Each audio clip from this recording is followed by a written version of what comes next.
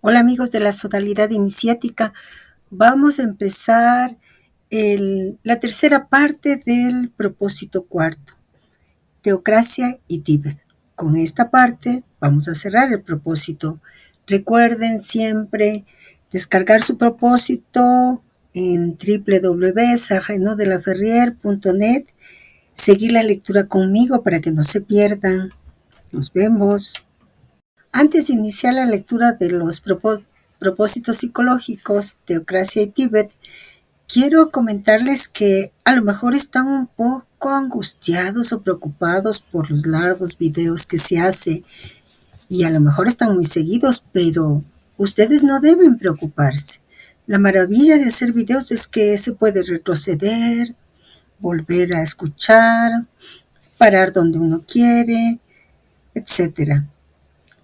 La verdad es que quien tiene apuro, pues y presión del tiempo soy yo, se darán cuenta por qué.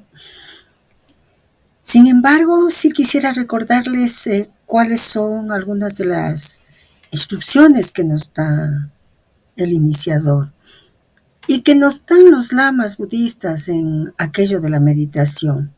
Debemos escoger un lugar silencioso, un lugar en que podamos concentrarnos, un lugar que nos permita leer, estudiar, meditar, ver nuestra vida y darnos cuenta de cómo podemos realizar la enseñanza que estamos recibiendo.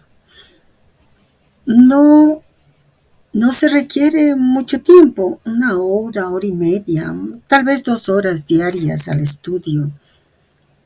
Los propósitos tienen magia y nos atrapan realmente, pero nosotros debemos tener ritmo. Y el ritmo se da en función de crear un hábito. No estudio cuando yo quiera, cuando me acuerdo, sino que yo mismo establezco ese ritmo.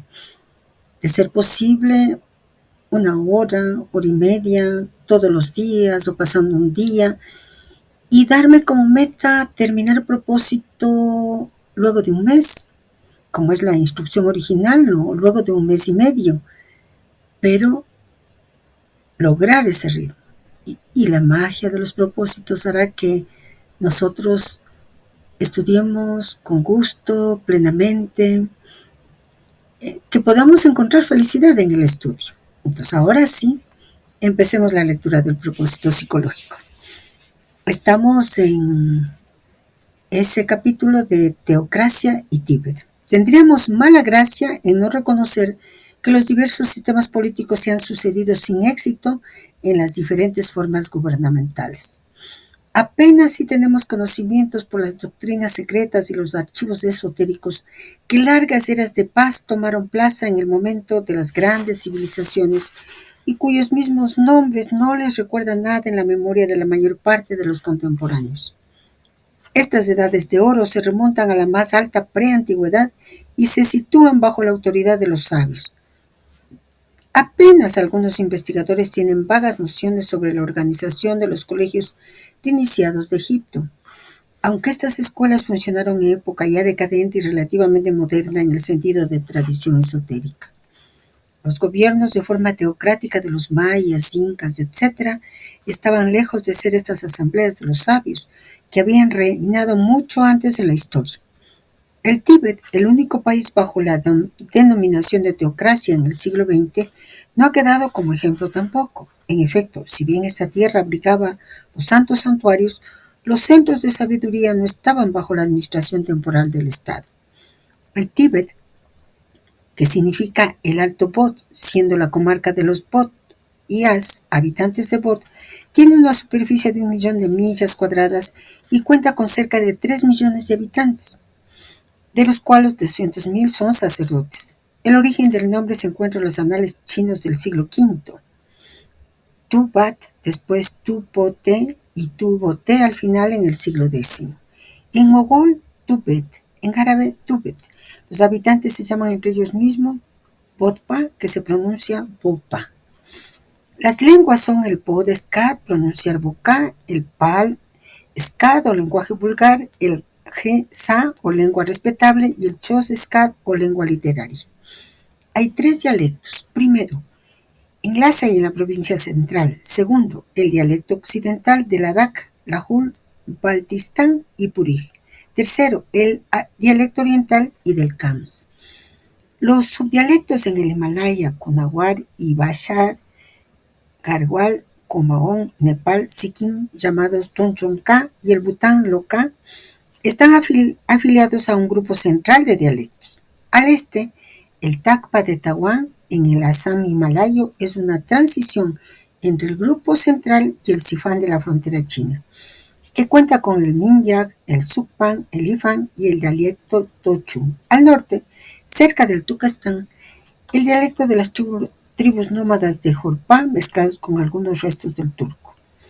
Cerca de 8 millones hablan dialectos tibetanos. El tibetano está emparentado con las lenguas birmanas y con la familia Turano-Hitian de la rama tibeto-burmana, reconocida en 1828 por Brian Hodgson. Hay 5 divisiones en provincias. Primero, Antu, provincia china de Gansu y Coco. Los habitantes son los Rongwa, pueblo del barranco, agricultores. En la parte occidental están los Panaka, tribus pastorales. Segundo, Khams, que es tibetano entre las provincias chinas de Sichuan y Yunnan y el distrito de Loronghong. Está al este bordeando el territorio del gobierno de Lhasa. Está dividido en 5 tribus Jorba, distritos de Litán, Botán, Derje, Gartok, Chambo y Draya.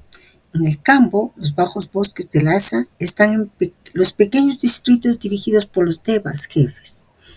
Tercero, Tuz, que se pronuncia U y significa central, es Lhasa, y los distritos del sureste tibetano como Po, Pema, Kochen y Sayul. Las tribus Dokpa, el norte y el noreste de Tengrinor, están también bajo la ley de U. Cuarto, San, es el sur de la provincia central en la frontera de la India, con el célebre lago de Manasarowar.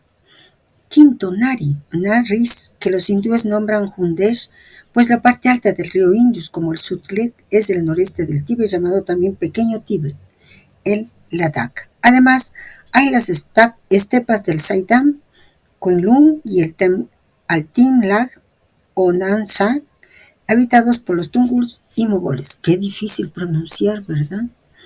Bajo la autoridad del Dalai Lama, asistido del regente, están los 4 Kalons o Shapei y una asamblea nacional. Son una gran asamblea y una pequeña asamblea. Esta sola se reúne constantemente con los nobles delegados de los monasterios de Debun, Sera y Galdan. Bajo el Amban chino, 2 residentes imperiales, un Magpong generalísimo tibetano y 6 Dapong generales.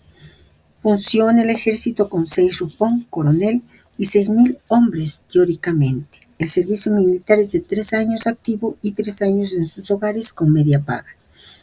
Aparte de la estructura gubernamental, las autoridades espirituales juegan un papel muy importante y es el aflojamiento de esta disciplina esotérica el que ha conducido al país al plano del Estado profano. Esto en relación con las leyes iniciáticas expuestas ya en el precedente libro, ver el tomo 3. Con el Dalai Lama venerado como autoridad superior por todo el gran vehículo budista, el Panchen Lama y el Tashi Lama son igualmente otras autoridades supremas en otras funciones diferentes. El Dalai Lama, como jefe temporal y espiritual, es reconocido siempre como siempre, siendo la reencarnación de su predecesor. Así lo someten a numerosos exámenes antes de ser aceptado como tal. Estaría probado que al instante mismo en que el Dalai Lama deja su envoltura corporal, su espíritu tomaría posesión inmediatamente en un recién nacido. De este modo, la muerte de esta autoridad, los íntimos encargan a los iniciados encontrar el lugar y el personaje en el cual el espíritu de este hombre Dios habrá tomado plaza para continuar su misión.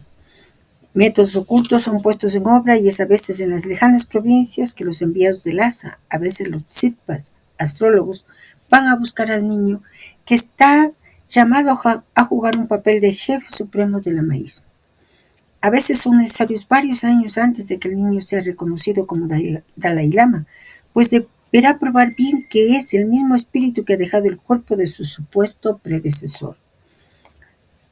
Los altos dignatarios reconocen las marcas que el gran lama debe llevar y la elección es confirmada cuando el niño puede hacer el relato de su vida precedente, y cuyas pruebas son fáciles para los ancianos lamas que, habiendo vivido al lado del Dalai Lama pasado, y que no debe ser otro que este mismo ser, están dispuestos a reconocerlos como la verdadera encarnación divina tan pronto como los términos del reconocimiento han sido bien establecidos. Después de Sonam Gyatso, apodado Dalai Lama Vajradhara, el todo abrazando al Lama este que tiene el rayo, que era de la jefería de Altan Khan, los sacerdotes reyes del Tíbet se han sucedido en el Potala, palacio monasterio de Lhasa. De este modo, a continuación de Aubang Losang Tudian Gyatso, que desencarnó en Lhasa en 1933, el Dalai Lama actual, nacido en Sinin, dirige el destino del Tíbet. Además de esta autoridad suprema, el Panchen Lama está a la cabeza del budismo en general, pues su autoridad no está reconocida sino por una parte del movimiento. Numerosos son los budistas que no le reconocen y se ponen únicamente bajo la dirección directa del Dalai Lama. Y después de su captura por los comunistas chinos en 1950, su prestigio ha disminuido enormemente. El Panchen Lama actual, nacido en 1938, reina más bien sobre una parte religiosa. El Tachi Lama tiene un papel muy esotérico y sus atribuciones son muy poco conocidas del mundo en general. Es sobre todo la autoridad de los colegios iniciáticos. El Angkor, la iniciación, o más exactamente la comunicación del poder, es muy diferente a cada comunidad, pues si el Bhagat y Hyur, texto, palabras traducidas, es la colección de las escrituras canónicas, está también interpretado de distintas maneras. El Kanjur, como se lo nombra a menudo, se compone de 108 grandes volúmenes y raros son los que podrían seguirle correctamente. Y solo algunos eruditos bien inspirados por Han Peyan, patrón de los letrados, señor de la ciencia y de la elocuencia, conocen el sentido verdadero. Los lamas, según la secta a que están agregados, tienen una manera de vivir muy particular. Desde los alaks, título usado en el noreste, y los dovtovs, taumaturgos que llevan una existencia errante, o en los banag kompas, monasterios formados por tiendas y desplazándose según las temporadas, hasta los yutpas, monjes pertenecientes al colegio de ritual y de magia, y los dignatarios lamas del ashram, hay tanta diferencia como entre un cura de un pequeño pueblo y el Santo Padre de Roma. Por otra parte, no son todos shepas, hombres religiosos miembros del clero, pero reconocen en general el Gyalpo Rinpoche, precioso protector, que es el nombre tibetano del Dalai Lama, que sería un avatar de Cheren Singh, el patrón del Tíbet, Bodhisattva, entre las deidades más elevadas. En general, todos prosiguen el sistema del Kun Chon Sun, los tres raros, término tibetano que significa la veneración a Buda, el refugio en el Dharma, la religión, y la adhesión a la Shanga, comunidad, método de las tres joyas nombrado en sánscrito Triratna. Sin embargo, no todos han aceptado la reforma de Tsongkhapa, el fundador de la secta de los Gelugpas. Por ejemplo, los Yingmapas, que más se pueden aproximar a los Bonpos de la antigua religión del Tíbet que los budistas actuales. Los Gelugpas, miembros de la secta de la virtud, son los lamas que rigen los monasterios en general. Estos religiosos llevan la toga roja granate de espeso paño, ampliamente plegada, una chaqueta sin mangas, los brazos quedan desnudos y por encima de la chaqueta llevan puesto una toca, el zen. La larga toca, Shamtab, está sujeta por un cinturón de lana. Es solamente durante las ceremonias que los lamas se ponen el bonete amarillo. Secta reformada o el bonete rojo, secta no reformada, los shamars. Existen otras órdenes de menor importancia y nos contentaremos con citar la secta de los Katyutpa, que son los discípulos de Milarepa y el gran sabio del siglo XI. Viven generalmente aislados en pequeñas celdas, dispersos en la montaña, aunque poseen los dos monasterios al norte y al este del monte Kailas, la cima magnético-espiritual del mundo. Profundicemos un poquito sobre la teocracia y preocupémonos de saber si es que en la historia de la humanidad se dio, a más del Tíbet, gobiernos teocráticos. Veamos para ello un banner que les hemos preparado. Un gobierno teocrático es aquel en el que el poder político y religioso están unidos, y las leyes y decisiones del gobierno están basadas en principios religiosos. En este tipo de gobierno, los líderes religiosos tienen la autoridad suprema y se considera que actúan en nombre de una deidad o deidades. A lo largo de la historia ha habido varios ejemplos de gobiernos teocráticos. En la obra se están citando algunos gobiernos teocráticos, como los mayas, los incas, en Egipto, y nosotros tenemos ejemplos muy cercanos, más de 2000 años el Vaticano. Adicional a ello, nosotros tenemos Irán, que se plantea como gobierno teocrático, ¿verdad? Lo que nos interesa ahora es profundizar un poco en el Tíbet. Veamos algunos aspectos sobre el Tíbet para comprender un poco más a qué se refiere el propósito, por qué, a propósito de qué nos están llevando a este conocimiento. Tal vez nuestra primera pregunta sea, ¿cómo era el Tíbet antes de la llegada del budismo? Bueno, el Tíbet tenía una rica y compleja historia cultural y religiosa. La religión predominante en el Tíbet antes del budismo era el Bon, una tradición chamánica que incluía la adoración de deidades locales, espíritus de la naturaleza y antepasados. Los sacerdotes Bon, conocidos como Bonpos, realizaban rituales para apaciguar a los espíritus y asegurar la prosperidad de la comunidad. La sociedad tibetana estaba organizada en clanes y tribus, y la vida cotidiana giraba en torno a la agricultura y la ganadería. Los tibetanos cultivaban cebada y criaban yaks, que eran fundamentales para su economía y sustento. El Tíbet estaba gobernado por una serie de reyes que pertenecían a la dinastía Yarlung. Estos reyes eran considerados descendientes de seres celestiales y tenían un estatus divino. El rey Songtsen Gampo, que reinó en el siglo VII, es uno de los más conocidos y es famoso por haber introducido el budismo en el Tíbet. El Tíbet prebudista tenía una rica tradición oral, con historias y epopeyas que se transmitían de generación en generación. Una de las epopeyas más famosas es la de Gesar Teling, que narra las hazañas de un héroe legendario y es considerada una de las epopeyas más largas del mundo. Aunque el Tíbet estaba relativamente aislado geográficamente, tenía contactos con otras culturas y civilizaciones como China, India y Persia. Estos contactos influyeron en el desarrollo cultural y tecnológico del Tíbet. ¿Y el Tíbet budista? ¿Cómo se organizó? ¿La visión religiosa influyó en la nueva organización? La organización del Tíbet en provincias después de la llegada del budismo estuvo influenciada por varios factores, incluyendo la religión. Antes del budismo, el Tíbet estaba organizado en clanes y tribus, pero con la llegada del budismo y la consolidación del poder bajo los reyes tibetanos, la estructura administrativa comenzó a cambiar.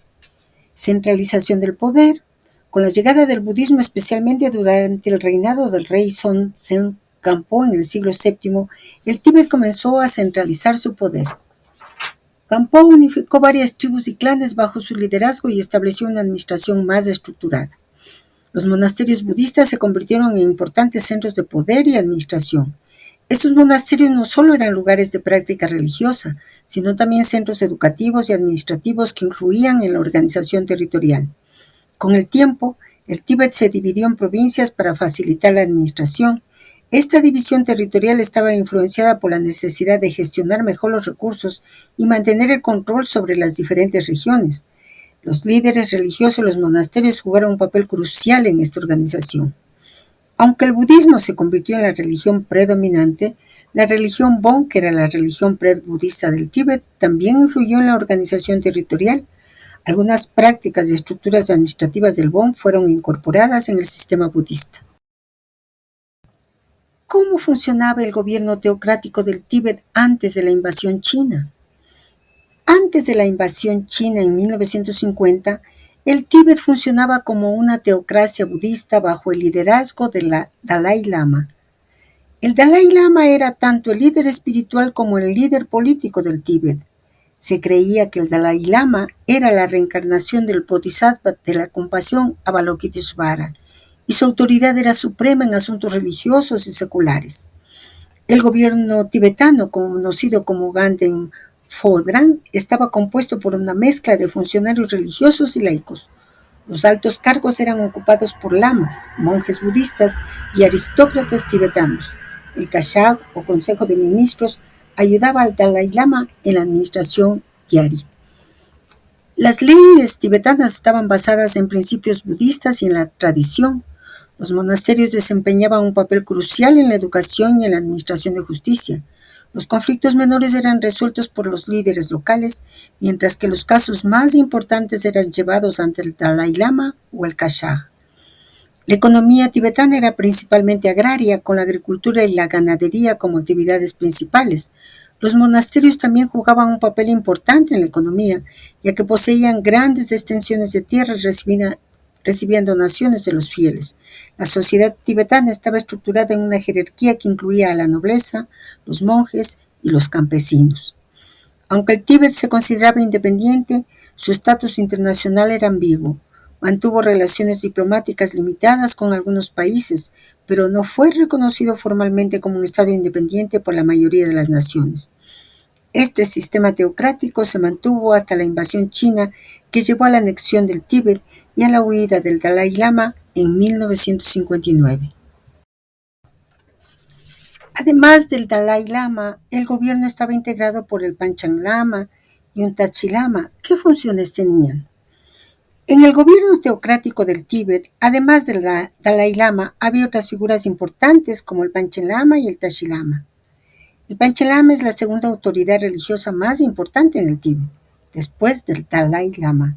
Su título significa gran erudito y se le considera una emanación del Buda Amitabha.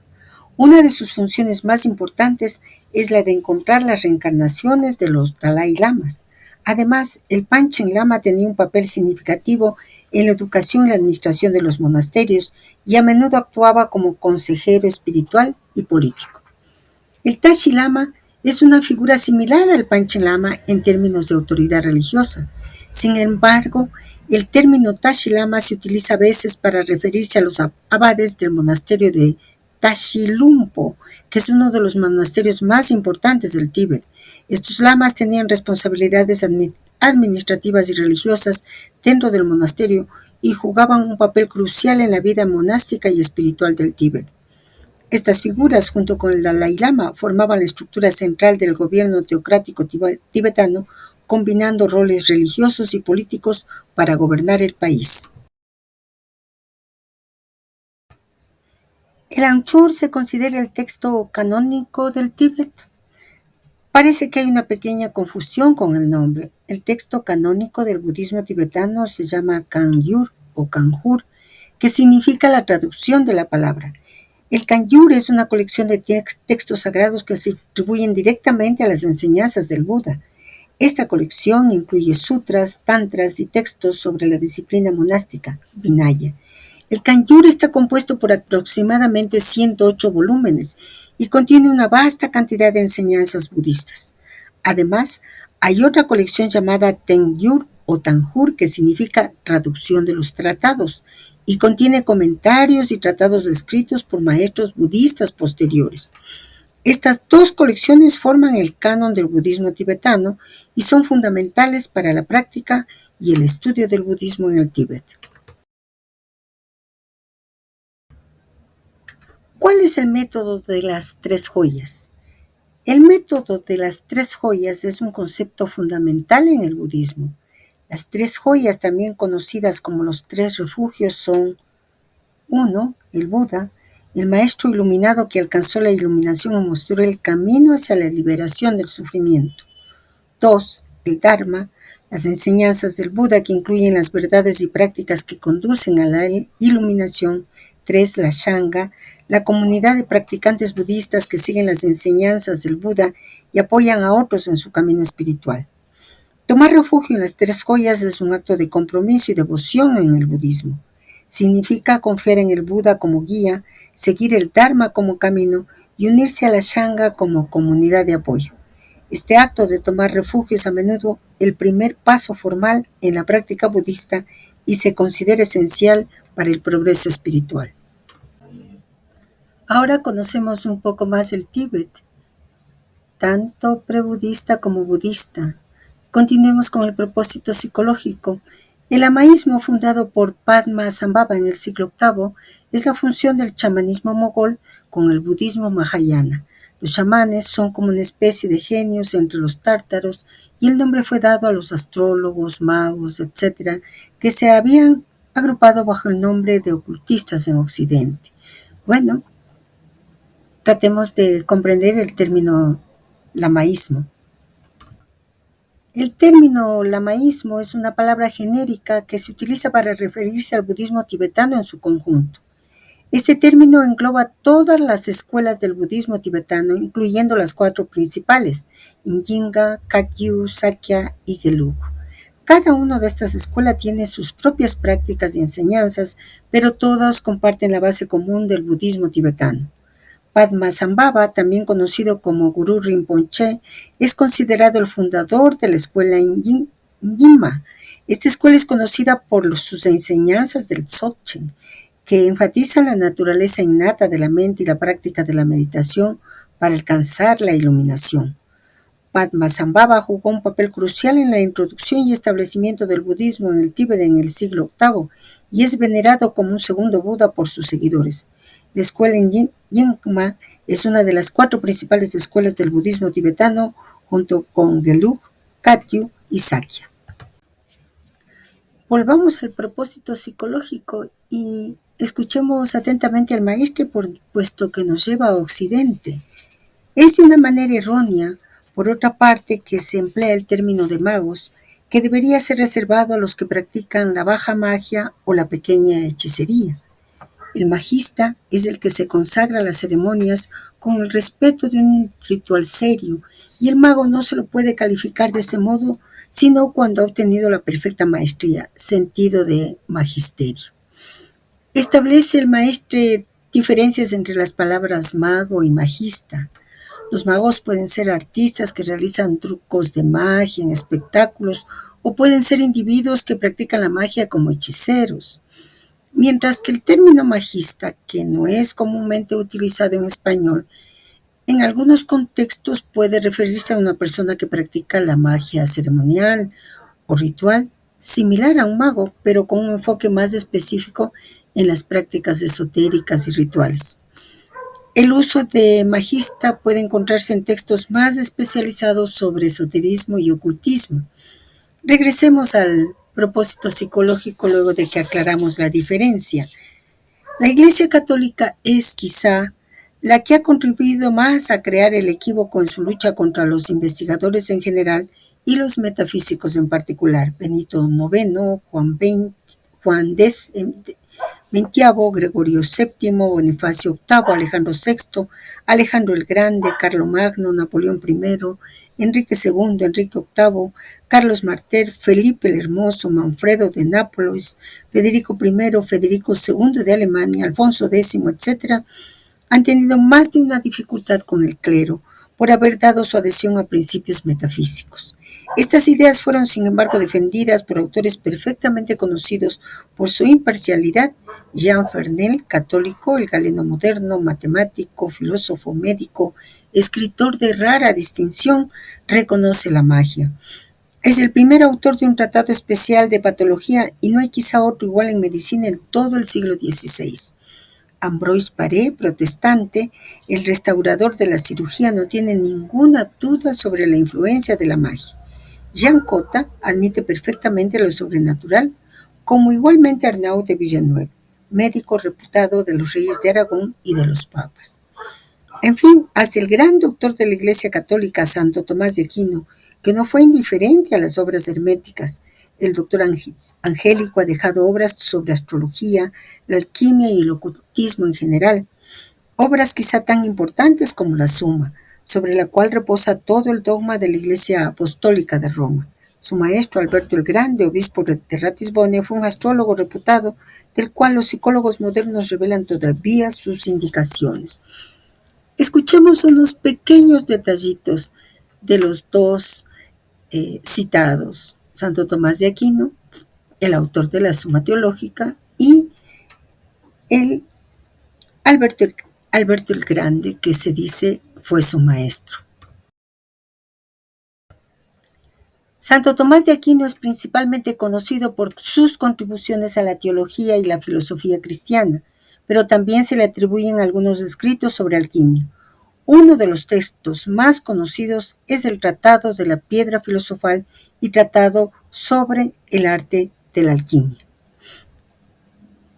Su capacidad para armonizar la fe y la razón y su profunda influencia en la teología y la filosofía cristiana, su pensamiento claro y elevado se asemejaba a la pureza y claridad de los ángeles.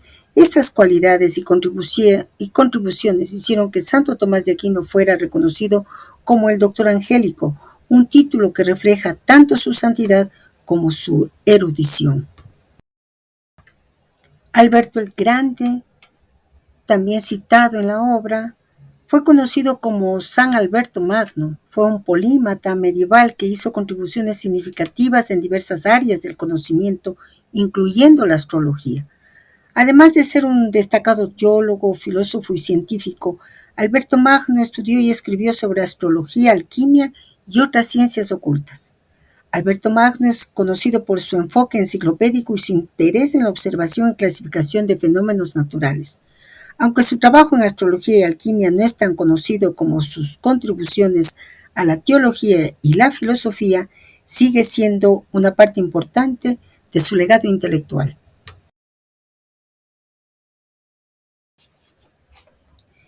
El maestre coloca al mismo nivel a los chamanes y a los astrólogos, magos, etc., que se habían agrupado bajo el nombre de ocultistas en Occidente.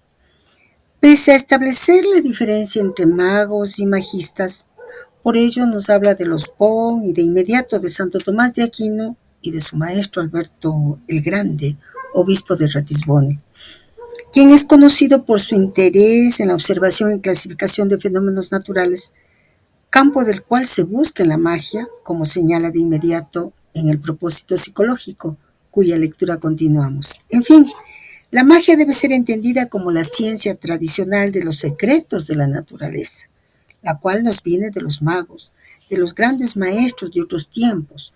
Por medio de esta ciencia, el adepto se encuentra investido de una especie de toda potencia relativa y puede obrar sobrehumanamente, es decir, de una manera que sobrepasa el alcance común de los hombres. Es de esta manera que varios iniciados han podido ser adorados después de su muerte como dioses. Para llegar al Santo Reino, reino sagrado, reino santo, es decir, a la ciencia y a la potencia de los magos, 4 cosas son indispensables: una inteligencia aclarada por el estudio, una audacia que nada puede detener, una voluntad que nada puede romper y una discreción que nada puede corromper o embriagar. Son estas 4 condiciones las que están resumidas en el axioma hermético saber, querer, osar, callar. Estos 4 verbos pueden considerarse conjuntamente de 4 maneras que se explican 4 veces los unos por los otros. Se inscriben simbólicamente según las formas de la esfinge: cabeza humana, signo astrológico de Acuario, saber, cuerpo de Toro, su signo zodiacal correspondiente, querer; patas y colas de león, signo astrológico equivalente, osar. Las alas y emblemas de la transmutación corresponden al signo misterioso águila-escorpión del zodíaco, que equivale a callar. Aún se inscriben en los tarots oros, bastos, espadas, copas y en todas las otras manifestaciones simbólicas de este famoso cuaternario: estaciones, razas, edades, tetragrama divino, etc. Bueno, es necesario detenernos en este famoso axioma, en este célebre axioma, detenernos una vez más. Saber, una inteligencia aclarada por el estudio; querer, una voluntad que nada puede romper; osar, una audacia que nada puede detener; callar, una discreción que nada puede corromper o embriagar. Y ligándolo con la esfinge nos dice: saber corresponde a la cabeza del hombre, es la inteligencia, Acuario; querer está simbolizado por el cuerpo del Toro, es el trabajo, Tauro; osar equivale al león, que personifica la fogosidad, Leo; Callar está simbolizado por las alas del águila que caracteriza la alta filosofía, Escorpio. ¿Y por qué nos hemos detenido un poco más en este célebre axioma? Y porque el maestre nos está diciendo que este célebre axioma nos resume las cuatro condiciones para llegar al reino sagrado, al reino santo, al santo reino. El maestre lo asocia con claridad con nuestro cuerpo, cuando habla de la esfinge en el gran mensaje 3 y en el gran mensaje 2 con mayor claridad, cuando lo relaciona con cuatro chakras. El propio maestre señala, al hablar del gran arcano, el célebre axioma saber, querer, osar, callar se identifica con cuatro chakras que simbolizan perfectamente cada uno de estos vocablos del enigma de la esfinge. Y al hablar de chakras, habla de autorrealización. ¿Cuáles son estos chakras? Escuchémosle al propio maestre. Habiendo penetrado en la corona eclesiástica, el discípulo ya sabe, pues ha realizado el plexo sagrado peldaño gobernado por Saturno, que es precisamente el planeta del saber, lo cual denota una suma de conocimiento. Por tanto, podríamos decir nosotros el chakra Muladhara. Ha sido menester querer para el investigador que alcanzó el tercer grado, que es el plexo solar y que demanda toda la concentración de las fuerzas. Es mediante este chakra que se desarrolla la voluntad. Por tanto, el chakra Manipura. En el centro de la figura cuarto grado, en cierto modo el plexo cardíaco, el adepto debe usar, porque deja las esferas terrestres y socialmente el plano humano. Se sabe que el término usar corresponde a la constelación de Leo, y aquellos que están al corriente de los arcanos astrológicos conocen la estrecha vinculación de este signo con el plexo cardíaco. Por tanto, el chakra Anahata. El centro de la cruz superior, el quinto grado, corresponde al último vocablo que se identifica con el signo del escorpión. En los chakras es el plexo faríngeo y en astrobiología este centro es el de la glándula tiroides. Es Mercurio que tiene la palabra, que gobierna el medio de expresión oral y es justamente aquí donde se aplica el término callarse. Por lo tanto, el chakra Vichuddha. Vean ustedes cómo el maestre nos está dando los elementos. Pero podemos profundizar un poquito más. En el yoga yogismo sobre este axioma nos dice, y vamos a escucharle con mucha atención. El enigma saber, querer, osar, callar cobra entonces una forma mejor. El saber entendido como el conocimiento perfecto de las cosas. El querer continuar el análisis a pesar del peligro del conocimiento, el árbol de la ciencia. Posteriormente osar, penetrar en lo que es llamado comúnmente el jardín, o mejor, el huerto en Kabbalah, así como manifestar la opinión, osar, exponer la verdad a aquellos que tienen sed de luz, ser misionero, educador, instructor, y callar igualmente por sí mismo a fin de escuchar el sonido interno, y callar también para no emitir más que la enseñanza al alcance de la gente común y no deslumbrar a los todavía pobres humanos ciegos. Saber las facultades que es posible desarrollar, querer emprender la transformación psíquica, osar aventurarse en el sendero iniciático y operar en sí mismo la verdadera construcción del nuevo templo y callar tanto sobre su misión como sobre el trabajo que ha emprendido. Saber que los chakras aguardan su iluminación, conocer pues el mecanismo, querer abrir esos centros, ser consciente del nuevo estado en que se va a penetrar, osar emprender el ascenso del Kundalini sin temer dejar este mundo de ilusiones, callar a fin de entregarse a la completa meditación hasta el samadhi final.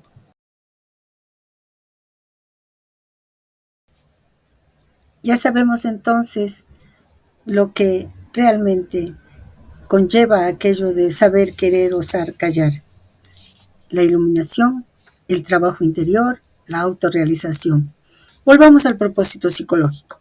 Los Bons, a quienes a menudo se ha confundido con los grandes sabios y que son simplemente los aborígenes del Tíbet, no son los practicantes de una necromancia vulgar, como han querido presentarlos ciertos misioneros que se han aproximado a las fronteras de esta comarca, siempre muy misteriosa, sin creer, sin embargo, que toda una población haya alcanzado el grado supremo de realización. Hay que reconocer que, menos acaparados que los occidentales por la vida trepidante de todos los días, los tibetanos han gozado más posiblemente de una existencia contemplativa. Se ha hablado de lugares secretos que es necesario situar con muchas precauciones.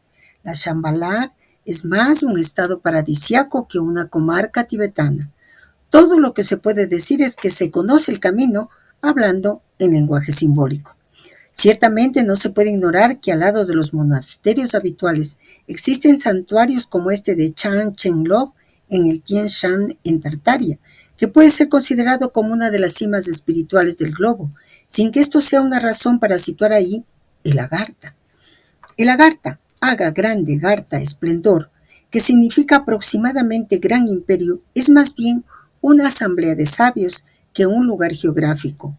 El término tendría aproximadamente el mismo sentido que Tula o Salem y otras denominaciones simbólicas. Es un eje, un polo, que puede muy bien desplazarse como si se tratara de un lugar bien definido. Los instructores de la humanidad que se reúnen pueden muy bien hacer funcionar su asamblea en regiones diferentes sucesivamente. El Consejo de los Ancianos debe reunirse, en principio, en el lugar del epicentro electromagnético del planeta, pero sabemos también que los rayos dínamo-telúricos varían en su dirección de onda según las épocas. Es en la Gartha que se reúne el cónclave supremo de la dirección espiritual mundial, pero es necesario entender por ello que cuando y donde el cónclave se reúne, ahí es la Gartha. El gran esplendor es mucho más un estado de los sublimes jefes de la instrucción mundial que un territorio o que un agrupamiento de comité. De hecho, es una permanencia, puesto que los maestros están ligados estrechamente como las funciones del mismo atributo. Es en este sentido también que es necesario, sin duda, comprender la significación que los antiguos daban a Hermes Trismegistos. Algunos han situado a Lagartha en las regiones desérticas del Tíbet, incluso la capital Agarthy, y declarando el lugar como inaccesible. Es cierto que lugares parecidos no son raros en el Tíbet, no solamente a causa de los medios de comunicación difíciles, sino que parece que los santuarios están preservados de la profanación mediante efluvios magnéticos. Parece que esto fue puesto a prueba según algunos artículos aparecidos en la prensa mundial hace algunos años, y mencionaban que unos aviones que habían querido volar por encima de ciertas regiones tibetanas habían sido rechazados por una corriente misteriosa, una especie de barrera mágica misteriosa. Sabemos que existen muchos puntos magnéticos sobre nuestro globo y que las pirámides, tanto las de Egipto como las de México, no han sido construidas sin esta consideración. Bueno, el maestro nos habla de los Bons, nos habla de Shambhala, nos habla del Tien Shan y de Agartha, así como de los centros electromagnéticos de la Tierra. Detengámonos en cada uno de estos temas para tener un poquito más de información. Nuestras preguntas para clarificar más nuestra comprensión. ¿La religión prebudista persiste todavía? La religión Bon todavía persiste en la actualidad, aunque es una religión minoritaria, sigue siendo practicada por una parte de la población tibetana y en algunas regiones del Himalaya como Bután, Nepal y el norte de India. El Bon tiene muchas similitudes con el budismo tibetano, pero también conserva características únicas de las tradiciones prebudistas. Los seguidores del Bon, conocidos como Bonpos, practican rituales y enseñanzas que se remontan a tiempos antiguos, y la religión ha evolucionado para incorporar algunos elementos del budismo a lo largo de los siglos. En la actualidad, alrededor del 10% de los tibetanos siguen la religión Bon. Esta religión continúa desempeñando un papel importante en la vida espiritual y cultural de sus practicantes, manteniendo vivas las tradiciones y creencias ancestrales. La Tierra tiene un epicentro electromagnético. ¿Y eso qué significa? La Tierra no tiene un único epicentro electromagnético, pero sí tiene un campo magnético que es generado por el movimiento del hierro y el níquel en su núcleo externo. Este campo magnético se extiende desde el interior de la Tierra hasta el espacio, creando una región conocida como la magnetosfera. El campo magnético terrestre es generado por el movimiento del hierro y el níquel en el núcleo externo de la Tierra. Este movimiento crea corrientes eléctricas que a su vez generan el campo magnético. El campo magnético terrestre actúa como un escudo protector que nos defiende de las partículas cargadas del viento solar y la radiación cósmica.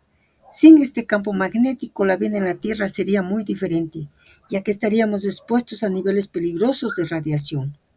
Aunque no hay un epicentro único, hay lugares en la Tierra que son conocidos por tener fuertes campos magnéticos locales, como las pirámides de Egipto y México, que se cree fueron construidas teniendo en cuenta estas consideraciones magnéticas. ¿Cómo son las montañas en el Tien Shan en Tartaria? Las montañas Tien Shan, también conocidas como las montañas celestiales, existen y se encuentran en Asia Central. Esta cordillera se extiende a lo largo de varios países, incluyendo China, Kazajistán y Kirguistán. Son conocidas por sus picos elevados, glaciares y paisajes impresionantes. Las Tien Shan son una de las cadenas montañosas más grandes del mundo y tienen una gran importancia geográfica y cultural en la región. Aunque no hay evidencia concreta de un lugar llamado Chan Chen Lobo en estas montañas, las Tien Shan siguen siendo un lugar de gran belleza y misterio. Las montañas Tien Shan están envueltas en una rica tradición de mitos y leyendas.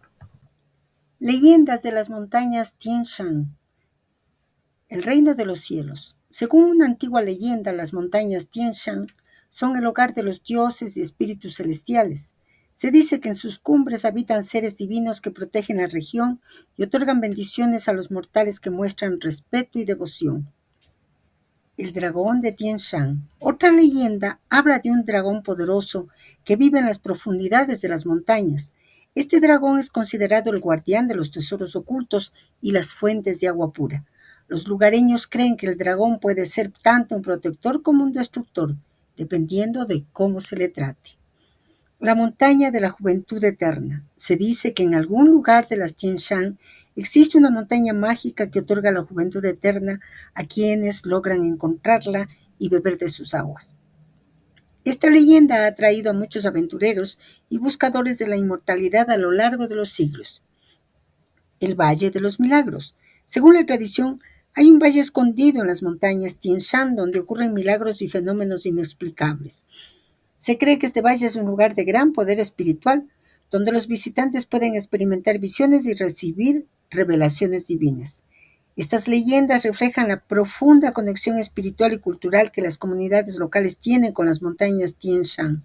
Las historias han sido transmitidas de generación en generación, enriqueciendo el patrimonio cultural de la región.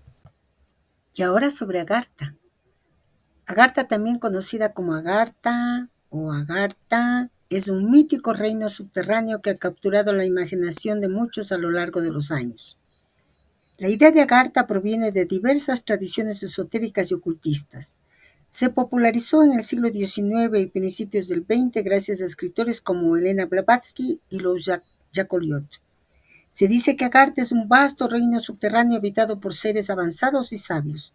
Según las leyendas, este reino está conectado a la superficie de la Tierra a través de una red de túneles que se extienden por todo el mundo. La teoría de la Tierra hueca, que sugiere que nuestro planeta tiene grandes cavidades internas habitadas por civilizaciones avanzadas, está estrechamente relacionada con el mito de Agartha. Durante la Segunda Guerra Mundial, algunos científicos nazis buscaron obsesivamente la entrada a Agartha, creyendo que encontraría una fuente de energía inagotable y una civilización avanzada. En algunas tradiciones esotéricas, Agartha es vista como el centro espiritual de la humanidad, gobernado por un líder oculto conocido como el Rey del Mundo. Se cree que los habitantes de Agartha poseen una sabiduría profunda y poderes milagrosos, viviendo en armonía y paz en su reino subterráneo. Agartha sigue siendo un tema fascinante en la literatura y el pensamiento esotérico, inspirando numerosas historias y teorías sobre lo que podría existir debajo de la superficie de nuestro planeta. Bueno, y la pregunta clave, ¿a propósito de qué? El maestro nos habla de la geografía, de la organización política y de los lugares legendarios del Tíbet. Bueno, la geografía, la organización política y los lugares legendarios hemos visto se corresponden con la teogonía y cosmogonía de las culturas ancestrales, en donde lo profano y lo sagrado no existen separados. No hay separación. La tierra es la diosa, para los griegos era Gea, para nuestras culturas ancestrales, acá en las culturas andinas de América del Sur, Alpamama, Pachamama, sus regiones, suyos para la cultura inca, son el reflejo de lo que está en el cielo. En muchas culturas antiguas, la tierra y el cosmos están intrínsecamente conectados. La organización de la tierra reflejaba el orden celestial. Las constelaciones y los movimientos de los astros eran observados y utilizados para guiar las actividades agrícolas y ceremoniales. Esta conexión entre cielo y tierra se manifestaba en la arquitectura, la agricultura y las prácticas religiosas. En estas cosmovisiones no hay una distinción entre lo sagrado y lo profano. Todo en la naturaleza es visto como parte de un todo interconectado y divino. Las montañas, ríos y otros elementos naturales son considerados sagrados y son objeto de veneración y respeto. La planificación de ciudades y templos reflejaba la cosmología y la teogonía de la cultura. Esta visión holística del mundo es una característica distintiva de muchas culturas ancestrales y sigue siendo una fuente de inspiración y respeto en la actualidad. En el Tíbet, que es la región que toma la obra para hablarnos de esta sacralidad, también existe una profunda conexión entre la geografía, la cosmología y la espiritualidad, como hemos visto. La cosmovisión tibetana, influenciada tanto por la religión Bon como por el budismo tibetano, refleja una integración similar entre lo sagrado y lo profano, donde la naturaleza y el cosmos están intrínsecamente conectados con la vida espiritual y cotidiana. Si nosotros leemos a la letra, nos sentiríamos decepcionados realmente por los datos que nos entrega una clase de geografía, como se daba en la escuela o en el colegio. Pero nuestra lectura simbólica nos permite comprender que nos hablan de otra cosa, de esa teogonía, de esa cosmogonía, de esos espacios sagrados que no están separados de nosotros y podemos alcanzar la comprensión de aquello que nos dicen sobre Shambhala. Nos dicen que es más un estado paradisiaco que una comarca tibetana. De igual manera podemos integrar en nosotros a Agartha cuando y donde el cónclave se reúne, ahí es Lagartha, nos están señalando. El Gran Esplendor es mucho más un estado de los sublimes jefes de la instrucción mundial que un territorio o un agrupamiento de comité. De hecho, es una permanencia, puesto que los maestros están estrechamente ligados como las funciones del mismo atributo. Y si volvemos a ver todos los datos que hemos profundizado, siempre nos están señalando a un punto, el centro, y nos están señalando un eje. Bueno, con estas consideraciones, volvamos al propósito psicológico. Hasta nuestros constructores de iglesias tenían este conocimiento y se conocen numerosas catedrales cristianas construidas sobre los lugares mismos donde estuvieron levantados otras veces los templos que se suponen dedicados a las divinidades paganas. Puntos magnéticos a veces vienen a ser, sin embargo, también lugares que se les podría calificar de exotéricos, pero nada indica que, al final de varios millares de años, las vibraciones electromagnéticas no vengan de nuevo a alimentar estos centros. Hemos visto ya la cuestión de los lugares de peregrinación que forman un buen equilibrio. Santiago de Compostela en España atrae desde hace mucho tiempo a los peregrinos de toda Europa. Para Ille-Monial en Francia era en el siglo XI un lugar considerado como desprendiendo fuerzas supranormales. Sobre el renombre milagroso de Lourdes no es necesario insistir, Y asimismo el dicho de que todos los caminos llevan a Roma tiene quizás sus razones profundas. Una línea recta de parailemonial a Roma alcanzaría, prolongándola, a la Meca, centro espiritual de los musulmanes. Prolongado la línea Lourdes-Roma, tendremos Jerusalén, hogar judío cristiano. Con la línea Santiago-Roma prolongada, tocaríamos Lhasa, centro del budismo. Trazando una recta Santiago-Jerusalén y prolongándola, se llegaría a Benarés, lugar sagrado de los hindúes. Estas 4 ciudades de Europa, unidas de este modo a 4 ciudades de Asia, permiten ver que las fuerzas naturales juegan también sobre el plano de la física como de las leyes metafísicas, aglomeración de fuerzas materiales en paralelo con un poder espiritual. De este modo, las 4 grandes éticas basadas sobre el principio esotérico alimentan el pensamiento humano, clasificándole en una u otra categoría: budismo, vedismo, islamismo, judeo-cristianismo. Y luego nosotros tenemos en el propósito un mapita sobre los 7 manantiales sagrados y una foto de los peregrinos del Himalaya. Y bueno, sigamos con el propósito. Dice, el monte Kailas en el Transhimalayo ofrece también preciosas particularidades.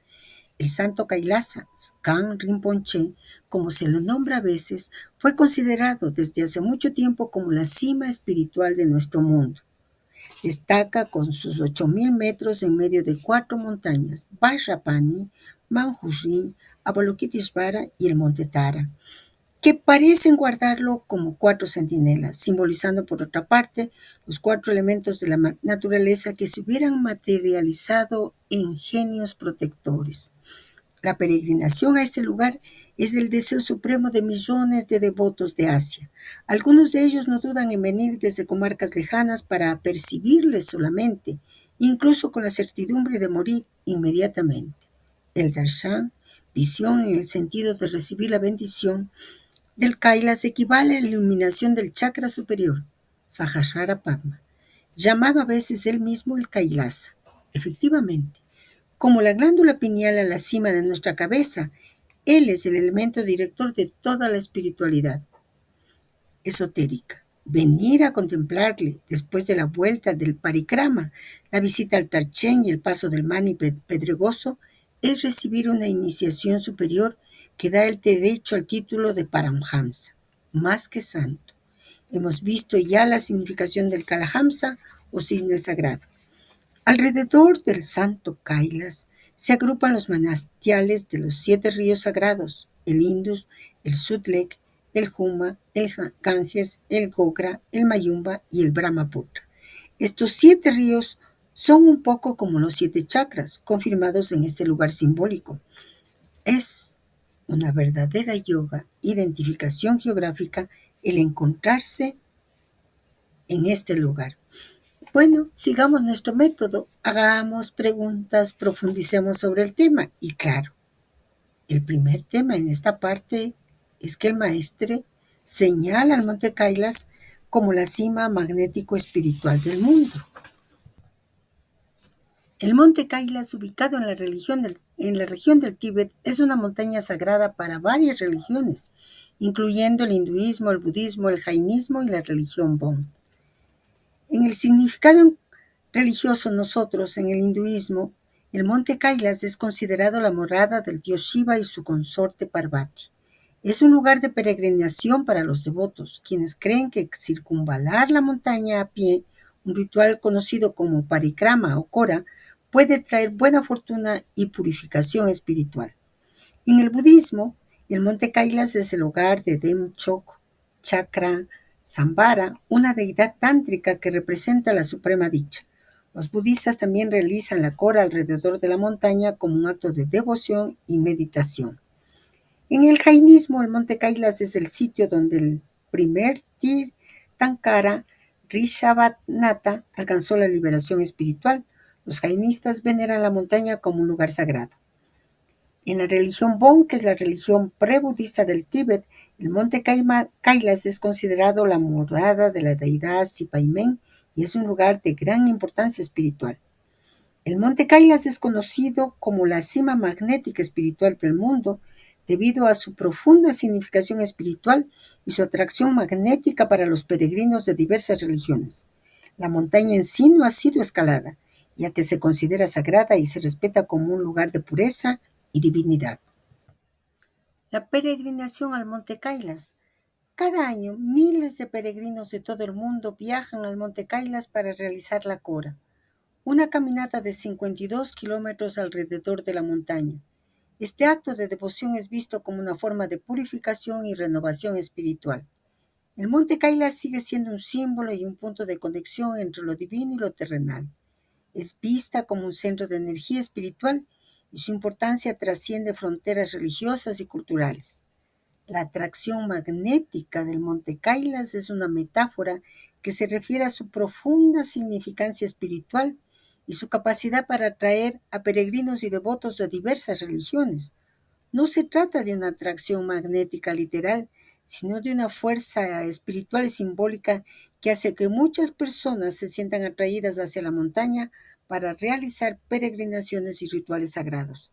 Esta atracción magnética espiritual es lo que lleva a miles de personas a realizar la Cora, una caminata de 52 kilómetros alrededor de la montaña como un acto de devoción y purificación. Nos habla de que el Kailas está rodeado de 4 montañas y que son sus guardianes. Por lo tanto, preguntémonos qué función tienen Vajrapana, Manjushri en la tradición hindú y en el budismo.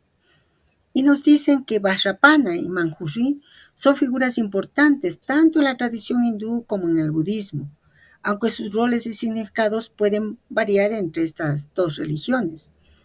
En el hinduismo, en la tradición hindú, Vajrapani es una manifestación del dios Indra, el soberano del cielo y protector de los semidioses.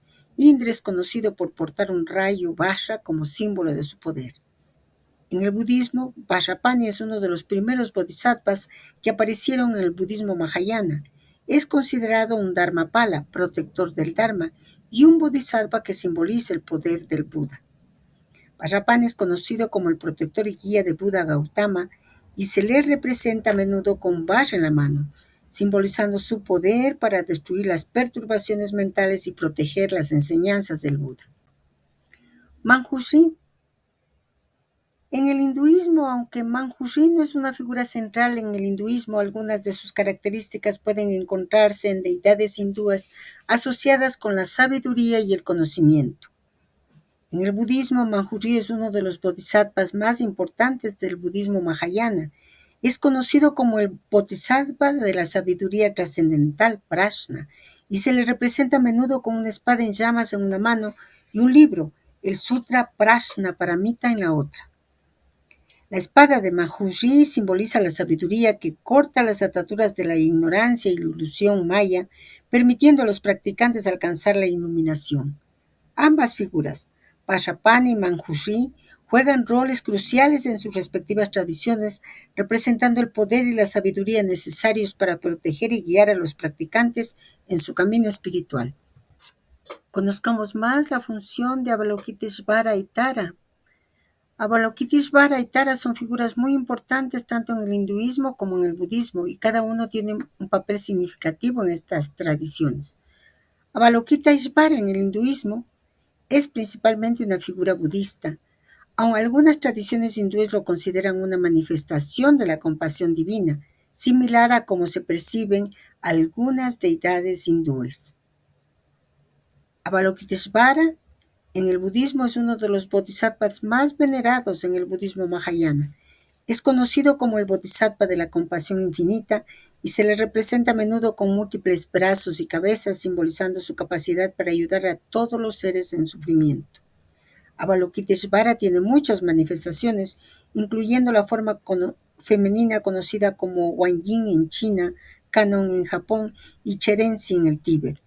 Su mantra más conocido es Om Mani Padme Hum, que se recita para invocar su protección y su compasión.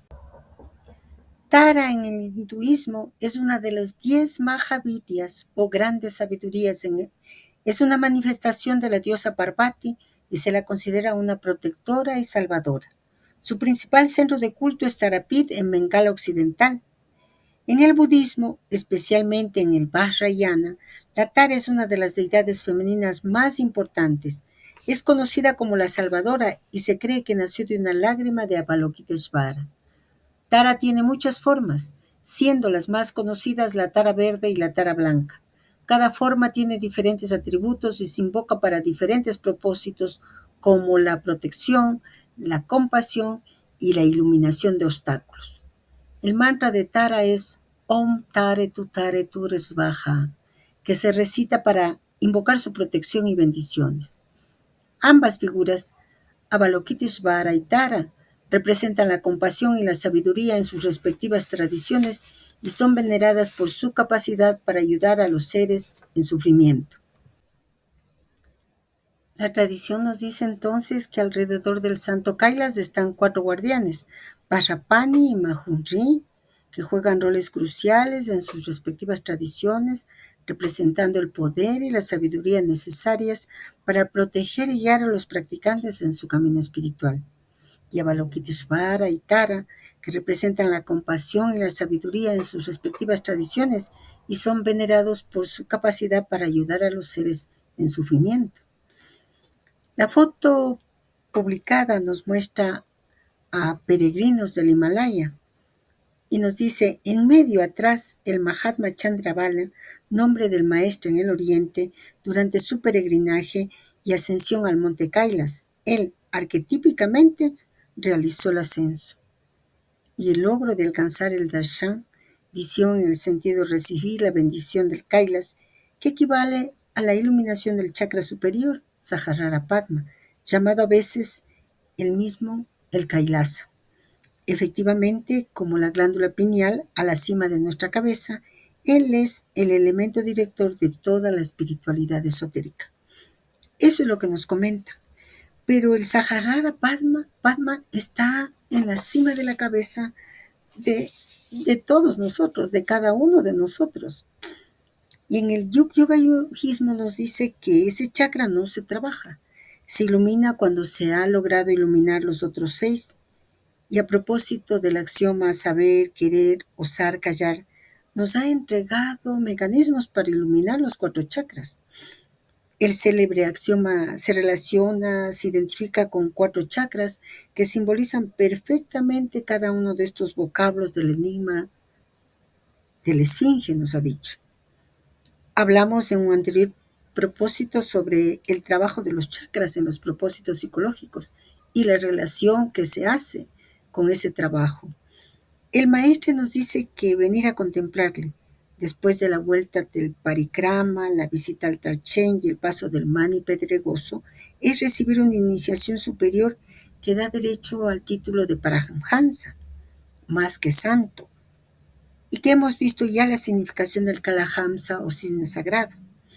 Nos debemos preguntar entonces, ¿cuál es la significación de Paramhansa más que santo y de Kalahamsa o cisne sagrado en las tradiciones y en este momento que estamos atravesando el propósito 4?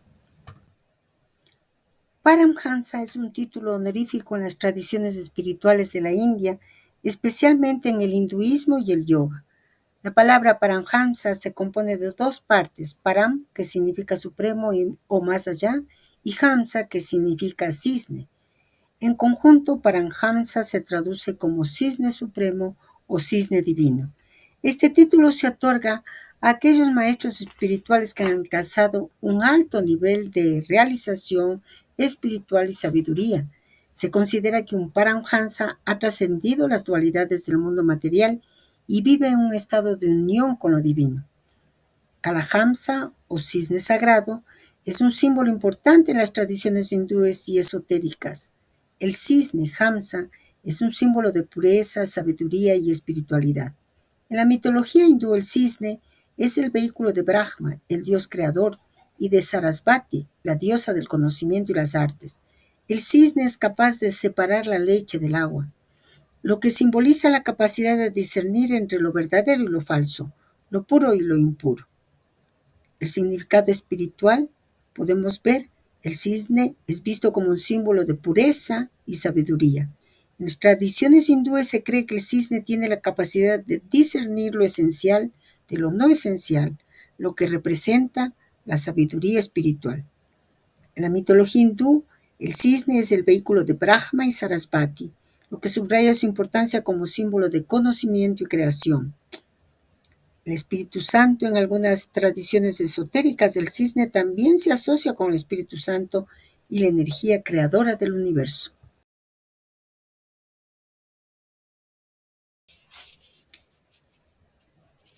Eso que nosotros estamos viendo a lo largo de esta parte del propósito psicológico se refiere a nuestro trabajo, el trabajo interior que nos permite iluminar nuestros chakras.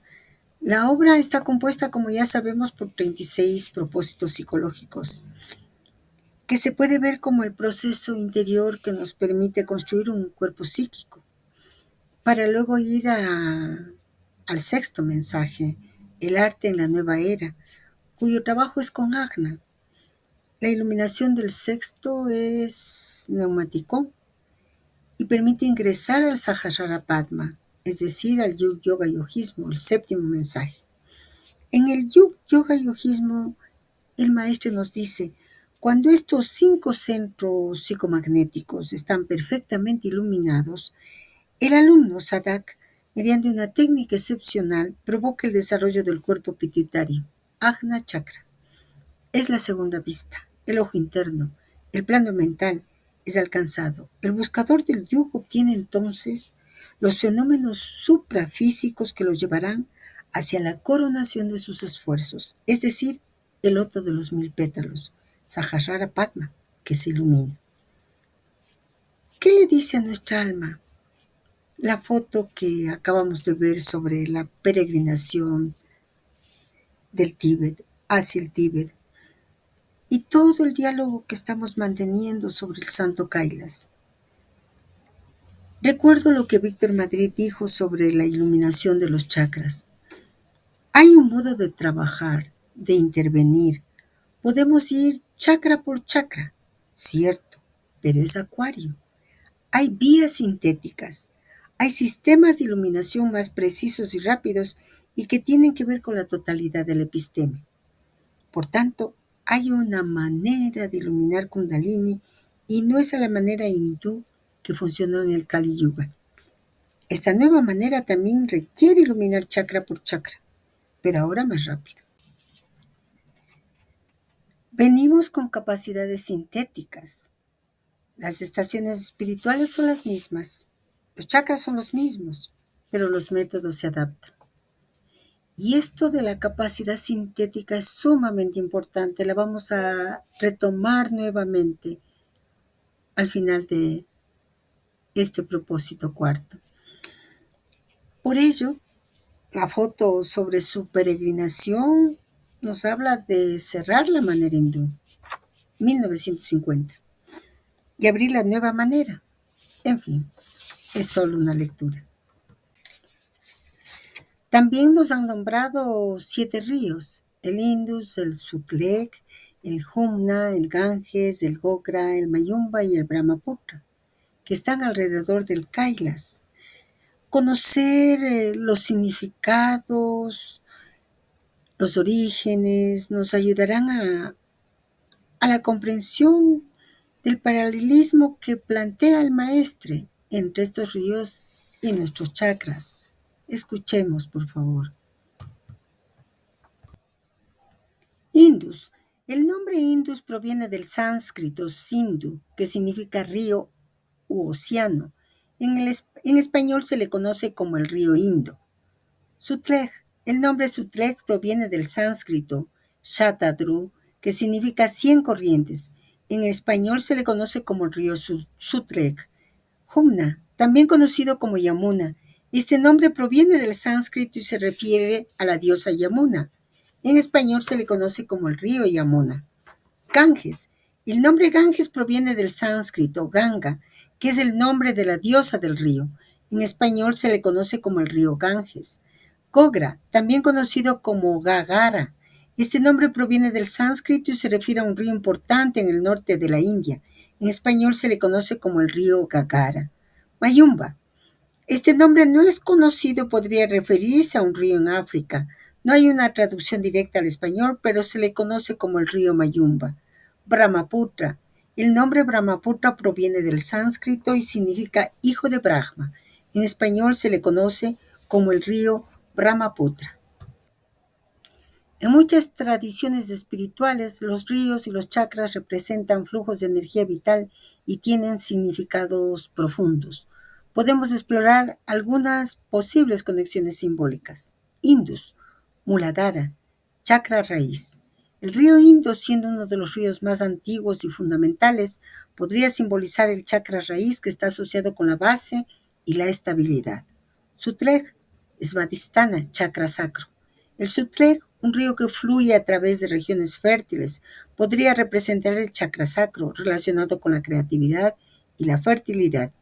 Yamuna, Manipura, chakra del plexo solar. El río Yamuna, que es vital para la agricultura y la vida en el norte de la India, podría simbolizar el chakra del plexo solar, asociado con el poder y la vitalidad.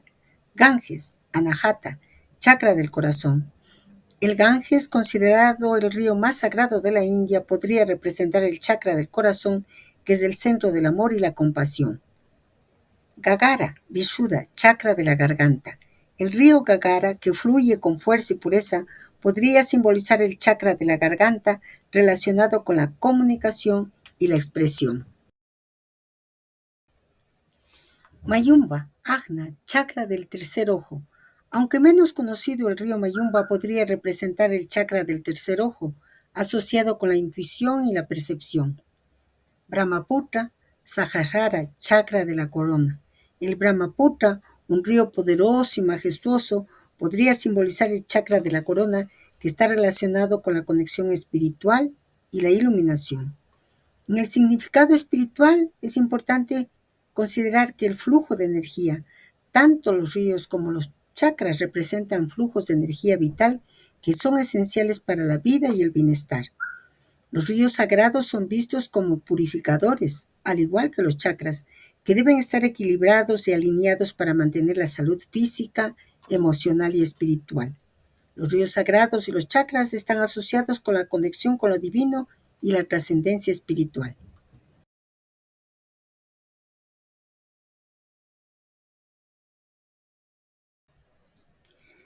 Bueno, el maestre también nos dice que ese dicho, todos los caminos llevan a Roma, tiene un significado más profundo. Tratemos de encontrar ese significado más profundo. El dicho, todos los caminos llevan a Roma, tiene sus raíces en la antigua Roma. Durante el apogeo del Imperio Romano, Roma era el centro.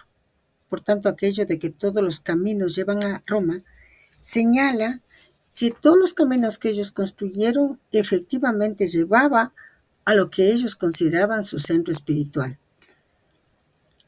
En lo que hemos estado revisando, dialogando, meditando, el Kailas es el centro espiritual.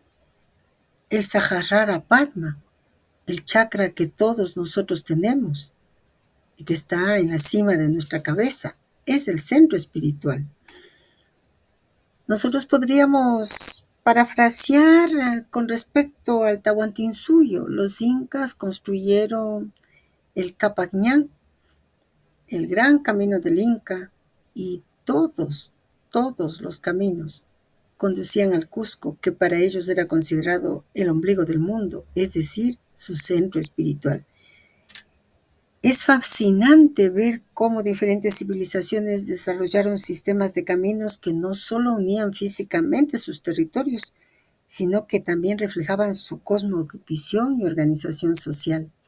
Y es fascinante también que nosotros nos detengamos en aquello de capacidad de síntesis y de centro. Esas dos palabras están siendo claves. Ahora volvamos al propósito para continuar con su meditación. Esta cima espiritual, refiriéndose al Kailas, no es, sin embargo, el solo centro sagrado, pues los santos santuarios que abrigan a los grandes iniciados no se pueden aproximar, pero también sabemos que estos puntos magnéticos cambian en ciertos periodos. Debemos recordar a este respecto el misterio de la isla de Pascua, que en épocas muy lejanas fue colonia de iniciados. En un cierto estado de un ciclo realizado, todas las fuerzas aglomeradas en este lugar fueron lanzadas a su polo opuesto. Fueron los sabios reunidos en la isla de Pascua, 30 grados sur, 110 grados oeste de Greenwich, quienes se sacrificaron para ofrecer su fuerza vital a los iniciados reunidos en el desierto de Tur, Multan, a 30 grados norte, 70 grados este. Y fue así como durante un nuevo ciclo las regiones de Asia han beneficiado la estancia de los grandes guías espirituales. Un nuevo ciclo se ha realizado y por esto desde 1947 yo predecía la invasión materialista del Tíbet y llamaba la atención sobre el desarrollo místico que iba a producirse en América del Sur. Debemos recordar que sobre una línea del grado 30 norte donde se encuentran los vestigios importantes de las antiguas tradiciones iniciáticas. Teotihuacán en México, con su célebre pirámide construida millares de años antes de la era cristiana, plantea todavía unos misterios que podrían, sin duda, ser aclarados cuando los investigadores buscaran un poco más en las razones de la doctrina esotérica. Las Islas Canarias son restos del continente de la Atlántida y existen todavía hombres refugiados en sus montañas cuya procedencia no se puede establecer exactamente. Su lengua misma, el guanche, no parece agregada a ninguna rama de la gran división del alfabeto fenicio, siempre sobre el paralelo 30, cerca del Cairo, donde cada día se solucionan problemas planteados por las pirámides y la Esfinge. Algunos arqueólogos descubren cada vez algunos misterios. Estos secretos son bien galerías, templos, restos de colegios secretos. Más lejos, y siempre sobre la misma línea, Lhasa, cuyo palacio monasterio Potala es el más importante y espectacular, aunque otros pequeños santuarios son más importantes desde el punto de vista esotérico.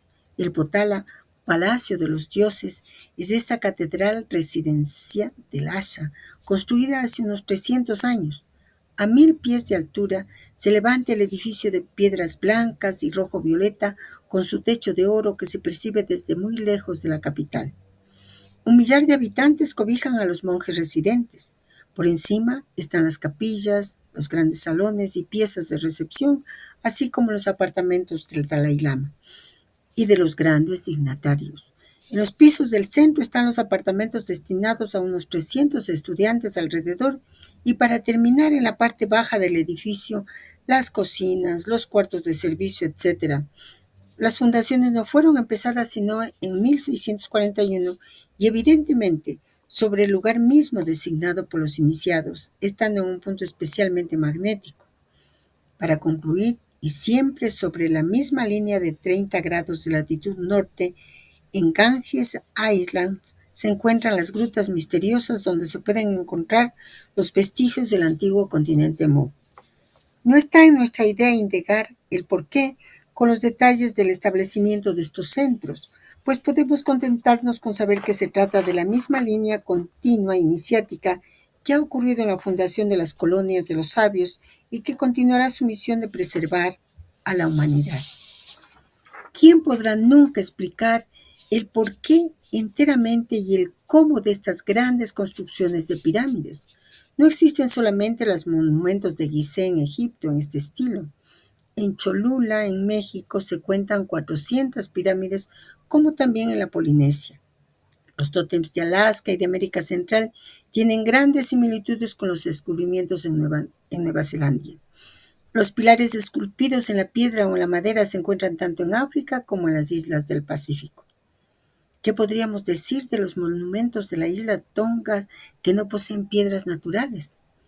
Es muy dudoso que otros materiales hayan podido ser transportados por el mar, aunque la cuestión se explicaría mucho mejor por la existencia en tiempos remotos de un solo continente, Lemuria, que unía estas tierras, hoy separadas por el océano. La capa terrestre está constantemente en movimiento y si las profundidades del Pacífico se acentúan, el lecho del Atlántico se va henchiendo y se sabe que las Aleutianas cuentan cada vez más con nuevas islas. Confiado en que no hay el fin del mundo, sino más bien el fin de un mundo, esperamos el establecimiento de una nueva edad que se perfila después de algunos años, la era de Acuarios. Una vez más, las polaridades magnético-espirituales se van a encontrar cambiadas y es hacia el 30 grados de latitud sur que se dirigirán nuestras miradas, eterno renovamiento de la humanidad en evolución. Con todo lo que nos dicen en estos párrafos, nos transmiten los argumentos que les permitió sustentar que los cambios en la era de Acuario se producirían en América del Sur. Por ello, ya les hemos contado antes, los propósitos se tradujeron al español y se enviaron a la Gran Fraternidad Universal, la organización que creó el personaje Serrenó, para que se repartieran y se guardaran hasta el momento oportuno para su estudio y meditación. Los lugares considerados sagrados están sobre el paralelo 30 grados norte y la propuesta es que con el cambio de era, estos lugares se hayan ubicados en el paralelo 30 grados sur, como en el caso de la isla de Pascua, ubicado en 27,1127 grados sur. Volvamos al propósito psicológico. Los diluvios fueron numerosos y de estas grandes catástrofes universales, una élite fue siempre reservada para perpetuar las razas y poco a poco la edad de la humanidad se reconoce como mucho más lejana, como al principio se había fijado. La existencia de continentes hoy desaparecidos no es ya un mito. La ciencia viene en ayuda de las teorías que profesan la existencia de las grandes civilizaciones que han reinado hace numerosos millares de años. La simbología, una vez más, ocupa un sitio y es muy a menudo gracias a los índices gráficos que los investigadores son aptos a dar explicaciones sobre estos grandes problemas que han apasionado siempre al cerebro humano. Ya nosotros en el propósito 1, en la parte primera del propósito 1, vimos el símbolo de la reserva. Recordemos lo que ahí pudimos meditar. Nos dicen que Noé, el de la embriaguez, la enseñanza la había sacado de la Tebá, es decir, de la reserva de la matriz universal. La Tebá, la reserva, es decir, el arca. Ingresan principios de dos en dos. Una vez que pasa el diluvio, ¿de dónde surge ese nuevo mundo? De la reserva. Pero hay que volver a adaptarlos para que ese nuevo mundo pueda funcionar. El mundo antes del diluvio ha llegado a una crisis. Todo su desarrollo se ha cumplido, todo está en caos. Mas antes de destruir ese antiguo mundo, un personaje crea una Tebá, que es la reserva de los principios. Eso simbolizan los propósitos psicológicos. La Tebá es ahí donde las reservas son mantenidas. Ahora nos invitan a que asistamos al nacimiento de las tierras. El propósito nos dice, para terminar, asistamos al nacimiento de las tierras guiándonos del alfabeto griego. Quebrando fuertemente las aguas, se extienden sobre los planos. Cubren las tierras sobre las partes bajas. Donde hay obstrucciones hacen formas y torbellinos de tierras y de agua. Las aguas recaen sobre todo lo que vive y se mueve. La obstrucción se abre y es sumergido. Todo el país de Mu. Las cimas solo aparecen por encima de las aguas en torbellinos silbando alrededor hasta que poco a poco aire se enfría. Antes, donde existían vallas, existen al presente frías canteras profundas en plazas circulares formadas de barro y de arcilla. Una boca abierta, vapores saliendo de volcanes sedimentosos. Y bueno, ¿de qué nos habla aquello del nacimiento de las tierras? Nos habla de la renovación y del cambio. Representa la idea de que el mundo está en constante renovación y siempre hay nuevas posibilidades que descubrir, que realizar. ¿Y qué es lo nuevo para descubrir? Estamos en los inicios de la era de Acuario. Apenas han transcurrido 4 años desde aquel diciembre del 2020 en el cual se dio la conjunción Saturno-Júpiter, el ciclo de destrucción, creación del viejo orden por un nuevo orden de transformación y crecimiento espiritual que lleva consigo la marca de la era de Acuario. Y Acuario es lo colectivo, Acuario es la humanidad. El Satya Yuga, la edad de oro, tan esperado, se da cuando se hace la síntesis. Recuerdan que dijimos que pusiéramos mucha atención a aquello de la síntesis. Y el verbo que se está utilizando se da cuando se hace la síntesis. En la era de Piscis, que es la era anterior, su símbolo es de dos peces, uno nadando para un lado y el otro para otro lado. Simbolizan la dualidad epistemológica, pero esa dualidad epistemológica desapareció. Hay posibilidad para la humanidad entera de establecer esa síntesis. Aún más, ya está hecha. Está desplegada en toda la obra. Lo que debemos hacer es tomar conciencia de esa síntesis. ¿Por qué decimos que la síntesis está ya hecha? Pensemos en lo que nos hubiera costado peregrinar persiguiendo un conocimiento por aquí y por allá, sin un hilo conductor, sin un hilo de Ariadna. Mas ahora ya está. Ciencia, arte, historia de religiones, tradiciones, todo el conocimiento que le pertenece a la humanidad. Es en el Satya Yuga donde existe la posibilidad de iniciaciones colectivas. Ya no un bodhisattva despertándose solo. El tiempo de iluminaciones individuales ya pasó, porque no había síntesis. Por ello, nacimiento de tierras nuevas para la humanidad, iluminación, ya no es un privilegio de pocos. Nuevas tierras porque es diferente de otras eras en las cuales el yogi se ubicaba en una caverna y ahí iluminaba sus chakras.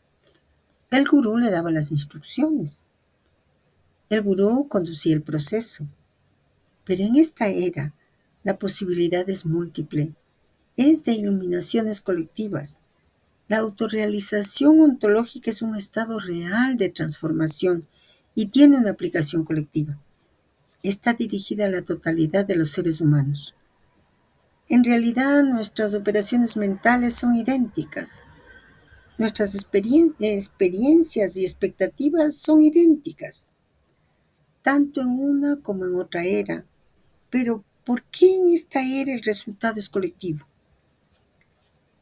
Pues porque se ha producido una colectivización de la búsqueda. En otras eras la búsqueda era individual. Esta era es un Satya Yuga. Si la búsqueda es colectiva, la iluminación es colectiva. Este propósito se fechó más bien en junio de 1956. Nos vemos en el próximo propósito. Un abrazo fuerte para todos.